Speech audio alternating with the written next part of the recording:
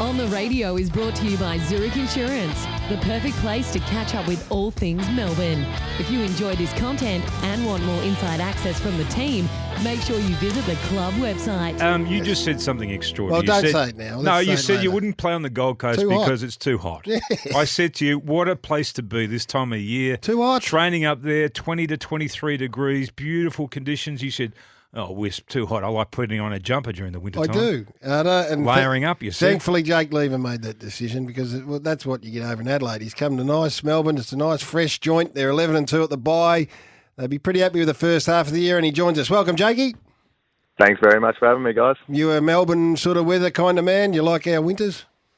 Yeah, absolutely, Gary. I'm a bit the same as you, mate. I'm living down the peninsula now, and it's bloody beautiful down there, walking along the beach in a nice jumper and a Kathmandu, and it's great. That's it, man, after my own heart. So you've left the leafy inner suburbs and headed down to the beach?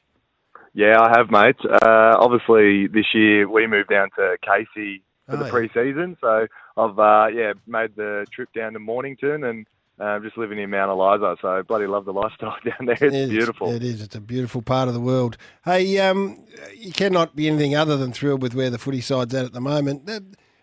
What was your assessment then of the Collingwood game as you headed into the bye? Yeah, super disappointing, obviously, that Collingwood game, but overall, in terms of the position that we have put ourselves in at the halfway point of the year, we're super excited. We've obviously laid ourselves a pretty good platform to perform in the second half of the year, but also understanding that, it doesn't really mean much going into the second half of the year. It's just a great platform. But in terms of the Collingwood game, it was basically just our defensive stuff. It's probably something that in both losses this year, it's been the thing that has really hurt us. And I think it's just another valuable lesson for the team and for each individual player to really value the stuff that we've been great at all year. And, I think that on the weekend, or 2 weekends ago on the Monday, it was not up to the standard that we've been playing with. And to Collingwood's credit, they were fantastic. They played a little bit different. They lowered their eyes. They didn't want to bomb it down and didn't want to bomb it into the D50. And they're just the challenges that, I guess, when you're sitting on top of the ladder or you're a good side, teams are going to try and play a different way. So we're looking forward to the challenge. I think most teams are probably going to watch that and do that. Hey, Jake, good morning to you. When you notice that teams are doing that, you know it's very early in the game, okay, this is the way they're going to play us. What do you do? What adjustments do you do as the back six?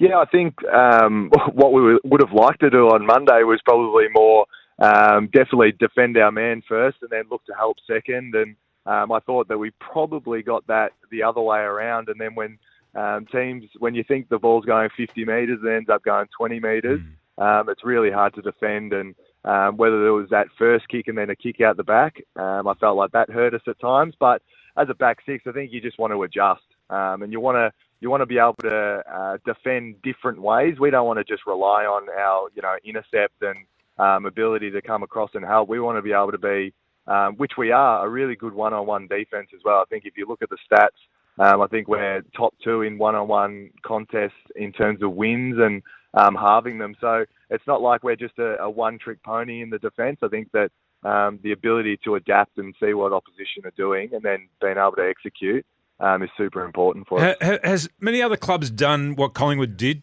or attempted to do what Collingwood did to you on that Monday?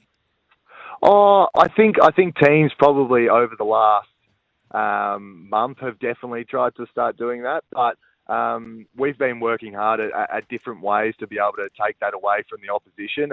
And for us, it's going to be really about if they're going to take one thing away, what's the next thing that Melbourne can do to be able to execute and really get dominance on the game. And you talk about that Collingwood game. I thought that was definitely something that we weren't able to do. But looking back at the previous, the 11 wins that we've had, I think that we've been challenged in one area, and whether that's opposition playing a different way, we've been able to adapt and then come out and execute. And I think that probably in the 2 losses, as I said, that we've had, we probably just weren't able to do that because it's unlikely that you're going to get everything your own way for 4 quarters. But for us, it's about taking on those challenges and then really giving it back to the opposition and if you're going to take this away, then this is what we're going to do.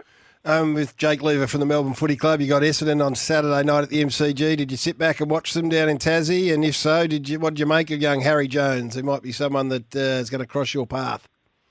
Yeah, absolutely. I was very impressed with big Harry Jones, obviously a Calder Cannons boy as well. So, to see him play it's fantastic for definitely the Calder Cannons. But, the Essendon, they were very good.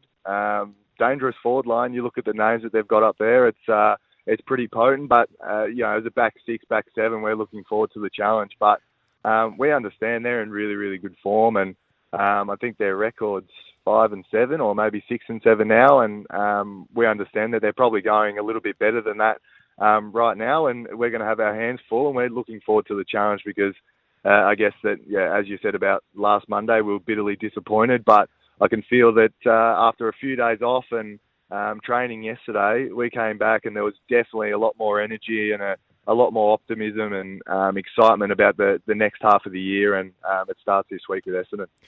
Just reading about Harry Jones, he was nominated as a Rising Star this week. His GPS numbers at the weekend were 15.9 kilometres. Oh, hope you don't have to chase him around all day, cheeky boy. How do you go chasing him all day? Yeah, I'll be right. That's probably about where my numbers are. Are they? Where are your numbers then? Not probably that high in terms of kilometres, travelled. But for me, I think that I've only really come off maybe once or twice this year for the whole year. So I do like to stay out there. But I guess with GPS numbers, it's funny. You're probably really determined on the forward that you do play on. So if you are sort of playing that little, deeper, or if you're up high, you're probably running more. But they're impressive numbers for a guy that's 198. But hopefully on the weekend, if he does cross paths with me, that I'm able to shut that out and create a contest. Maisie doesn't come across as the type of bloke that would want to be chasing somebody around for 15.9 kilometres. But I'll be right in saying that. You are definitely right in saying that. But the thing with Maisie, if it actually is there to be done, it's funny, he'll find a way to do it. Even though he's probably not physically capable of doing that, he'll find some way to do it. So you expect, I read where Jack Vine is going to be available to play. So that is great news. I'd imagine he comes in. As Sam Wiedemann this is my assessment, hasn't exactly grabbed that opportunity that was presented to him, and it remains still to be decided what the best makeup of that forward line looks out with Ben Brown in the wings. I don't know whether you want to buy into this, but I mean, is that the area that is yet to be settled? Oh, look, I think firstly with Jack coming back, I think that's pretty exciting for the footy club. I think that he's got to get through a few sort of main sessions. We've got one on Wednesday and then a session on Friday that he's probably going to have to get through, but super exciting for him. But then, the other one, I think that Weedo, to his own, attests that he probably hasn't been playing the footy that he has wanted to. But for him, he's working hard. That's all I can say.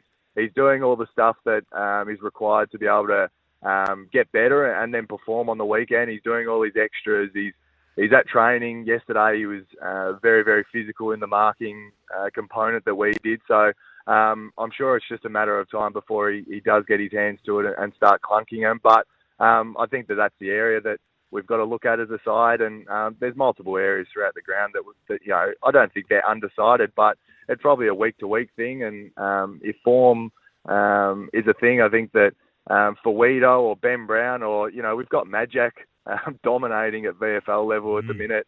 So he might be an option for us, but at the minute, to be honest, I'd hate to be on match committee because there's that many guys pushing from VFL, and then obviously the way that the team's playing at the minute, I think you take Monday away, but the cohesion stuff is such an important factor for us. And I think that, for us, there's a lot of guys pushing that position.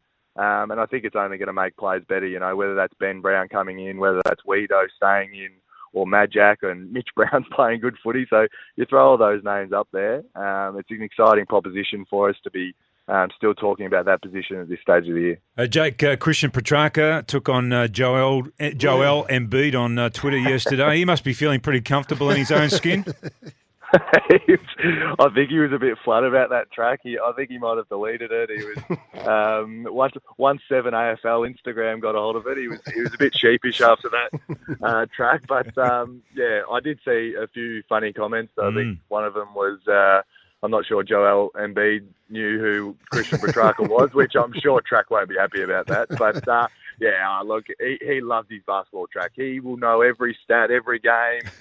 Before we even walked off the track yesterday, he knew that the Sixers had lost. I don't know how he found out, but he did. He just loves it. Hey, Jake, it's great to talk. Always. Love listening to you talk about footy. It's fantastic. Good luck. You got a big game. It's Wispy's Bombers against the Demons on Saturday night. We wish you well and appreciate you giving us some time this morning. Thank you very much, boys. On you, Jake. Thank you. Leave a Melbourne membership. You can still get on board, Wispy. Melbourne.com, melbournefc.com.au. Call 1300 Demons. It's the best way to get a finals ticket if, in fact, they're there, which they probably should be.